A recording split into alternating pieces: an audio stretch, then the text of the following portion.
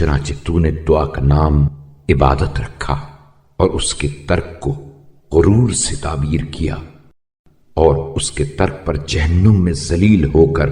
داخل ہونے سے ڈرایا۔ اس لیے انہوں نے تیری نعمتوں کی وجہ سے تجھے یاد کیا، تیرے فضل و کرم کی بنا پر تیرا شکریہ ادا کیا، اور تیرے حکم سے تجھے پکارا، اور نعمتوں میں طلب افزائش کے لیے تیری راہ میں صدقہ دیا، اور تیری یہ رہنمائی کی ان کے لیے تیرے غضب سے بچاؤ اور تیری خوشنودی تک رسائی کی صورت تھی۔ اور جن باتوں کی تو نے اپنی جانب سے اپنے بندوں کی رہنمائی کی ہے، اگر کوئی مخلوق اپنی طرف سے دوسرے مخلوق کی ایسی ہی چیزوں کی طرف رہنمائی کرتا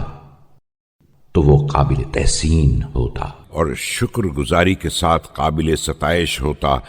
اور ہر زبان پر اس کی تعریفیں ہوتی۔ تو پھر تیرے ہی لیے حمد و ستائش ہے،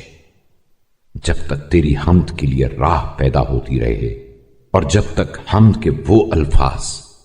جن سے تیری تحمید کی جا سکے، اور حمد کے وہ معنی جو تیری حمد کی طرف پلٹ سکیں، باقی رہیں۔ اے وہ